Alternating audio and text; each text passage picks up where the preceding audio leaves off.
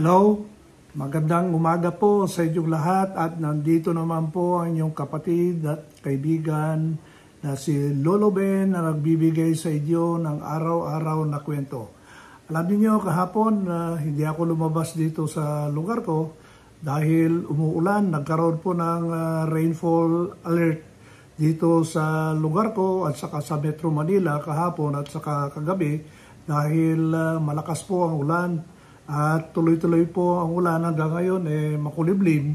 Ito po yung tinatawag nilang habagat or southwest monsoon rains. Dati naman nangyayari dito taon-taon dahil pagdating ng ganitong buwan, Agosto hanggang Setyembre o Hulyo, kakaroon po ng araw-araw na ulan. Kuminsan sa umaga, maaraw, pero pagdating sa hapon at sa kagabi, talagang umuulan. Mga 2 linggo na itong ganito nangyayari dito sa lugar ko. Alam niyo kahapon, nanood ako ng live stream ng Senate hearing tungkol doon sa nahuli nila si Sheila Go, yung kapatid allegedly ni Alice Go. Ang binasa ko yung background, yung pala si Alice Go, naimbitahan na resource person doon sa Senate hearing tungkol sa mga pugo. Dahil sa, alam nyo na, pag nag-aas ng question yung mga senador, kalkal sila ng kalkal, hanggang nakalkal nila na ito pala si Alice Go, Chinese. Ngayon, nung next hearing, hindi na siya nag-attend dahil nakikita niya yung sarili niya, nadidiin siya ng husto, kaya sinight siya for contempt. Ibig sabihin nun is, talagang pinapa-aresto siya ng Senado hanggang such time na umalis siya dito sa bansa. At umalis na siya at na-proven na umalis talaga. At yung mga kasama niya, yung sinasabing mga kapatid, si Sheila at saka si Wesley yata yung pangalan. So anyway, yung isa sa kanila, yung dalawa, na naaresto sila sa Indonesia. At kahapon ay nagkaroon ng Senate hearing. Tawa ako ng tawa dahil nai-relate ko ito sa trabaho ko nung ako'y tinyete.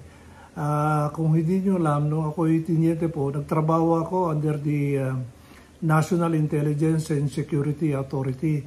Ito po yung pinakamataas na intelligence body ng gobyerno noong panahon na yon, 1978 hanggang 1986.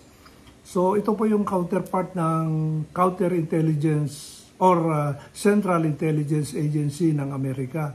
So isa sa mga trabaho ko noon, nagkakadak ako ng background investigation dito sa mga Chinese. At doon ko nalaman na noong panahon na yon, kasagsagan ng human smuggling ng mga Chinese dito sa Pilipinas.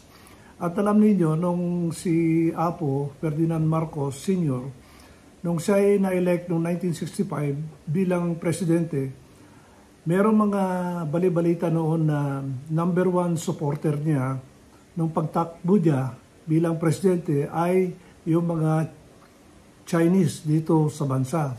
At dahil doon, nagkaroon ng konting tulong sa mga Chinese dito, to include yung mga illegal na nandito. Doon sa pananaliksik ko at sa kapag imbestiga ko, nalaman ko na very rampant yung human smuggling ng mga Chinese galing sa People's Republic of China. Ito po yung Red China or your Communist China. Kasi during that time, namamayagpag po ang Communist Party ng China. At siyempre, mahirap ang buhay. Yung mga dating nasanay sa kay Chiang Kai-shek, umalis sila sa China. At yung mga hindi pumunta sa Taipei o sa Taiwan, nagpunta sila dito sa Pilipinas. At nagpunta sila sa mga liblib na lugar. So, mayroong mga illegal Chinese sa Ilocos Norte, Ilocos Sur, Abra, La Union, at saka sa Pangasinan, sa Benguet pa. So, yun po ang trabaho ko, trine-trace ko ito mga illegal aliens para magawan sila ng paraan para maging immigrant sila at magiging Pilipino sila. So, nagkakaroon po ng requirement na kinakailangan pumasa sa amin. At marami pong dumaan sa akin na mga Chinese na matagal na dito sa Pilipinas pero hindi marunong magtagalog o magsalita ng local dialect, which is the Ilocano.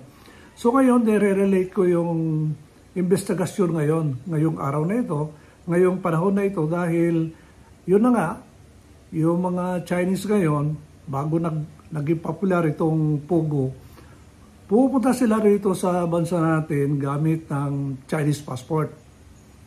Pagdating nila rito, may sasalubong sa kanila na matagal ng mga Chinese dito sa bansa natin at sila na ay Pilipino.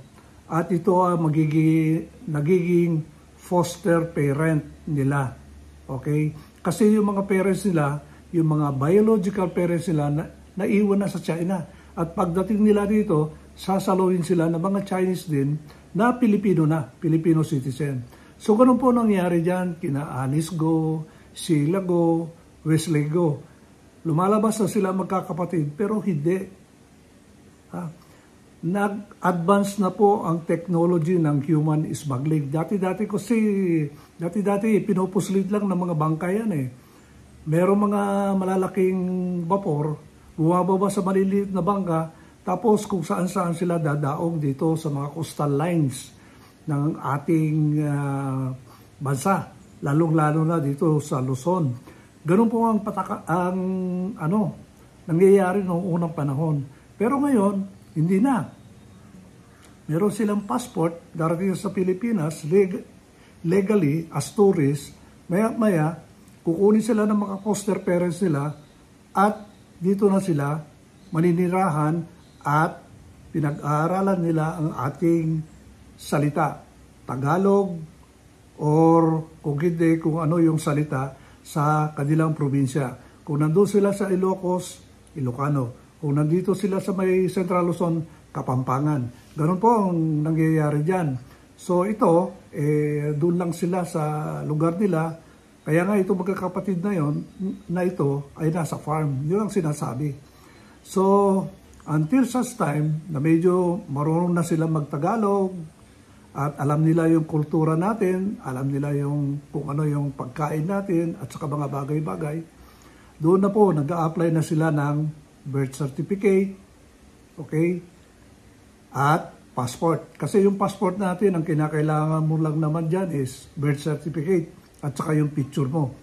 Ngayon, merong sindikato dyan, meron silang connection dyan sa ating Philippine Statistics Authority dahil nakakapaglabas sila ng birth certificate at yun na. So kung meron na silang passport, Pilipino na sila. Yun ang lumalabas. Kasi dati kinakailangan kinakailangan dumaan ka sa proseso. Humaharap ka sa judge kung gusto mong maging Filipino citizen nung araw na yon. At kasama sa proseso na yan ay kinakailangan imbestigahan ka ng National Intelligence and Security Authority, kung hindi, yung National Bureau of Immigration. Pagpipingerprint ka dyan, lahat-lahat. Ganon din ang ginagawa namin noon. May kasamang picture, may kasama pang personal history statement. Ilalahad mo lahat-lahat doon kung pangalan ng parents, kung saan ka lumaki sa China and everything. Ito nasa archives. Ang alam ko, nasa archives ito eh. So, yun po ang procedure noon. Nung pagdating ni President Marcos, ginawa niya, wala nang red tape, hindi ka nadadaan sa hukuman. Pinadaan na lang sa amin.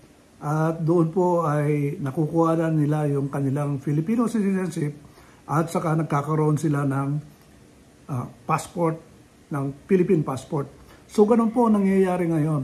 Ang problema, Nandiyan pa rin yung human smuggling. Kahit wala yung pogo po, nagkakaroon pa rin tayo ng regular human smuggling in the form of tourism. So, yun po ang sitwasyon natin. Ang mahirap pong sugpuin yan dahil may mga sindikato talaga, connected po yung mga tao sa gobyerno. Alam nyo naman, kaunting pera lang yan, nagagawa natin i-shortcut yung mga bagay-bagay. At yan po ang isang sakit din natin alam nyo, corruption. At hindi natin nasusolve talaga yung problema na yon. So, yun lang po ang aking may kukwento sa inyo dahil nakaka-relate po ako dito sa ginagawang investigasyon dito sa mga Chinese sisters na ito na sila ay dumating dito bilang tourist at naging Pilipino. Nung panahon ko naman, nung ako'y tinyente, sila po ay dumadating galing sa barko at saka maliliit na bangka at pinupuslit sila sa mga lugar-lugar para i-adapt sila. At later on, pag alam na nila yung mga bagay-bagay tungkol sa Pilipino, ay ito ay unti-unti silang nagre-request ng birth certificate dito sa Pilipinas. Ganoon din ang nangyayari ngayon. So, paano natin isolve ito? Dapat madiskubre natin kung sino-sino itong mga mastermind o gumagawa ng kalokohan kung na-konektado dito sa Philippine Statistics Authority. So, dapat kalampagin yan, yung agency na yan. Alam niyo, ayaw ko sanang bigyan ng kwento ito, pero alam niyo, naging trabaho ko yan at konektado ako dyan sa mga ganyang gawain at saka investigasyon. Kaya nakaka-relate po ako. So, yun lang po ang aking kwento ngayong araw na ito. Salamat po sa inyong pagsubaybay at panunood at pakikinig ng aking mga kwento araw-araw. Salamat po at magandang umaga po sa inyong lahat. At papaalam si Lolo Ben. Bye-bye!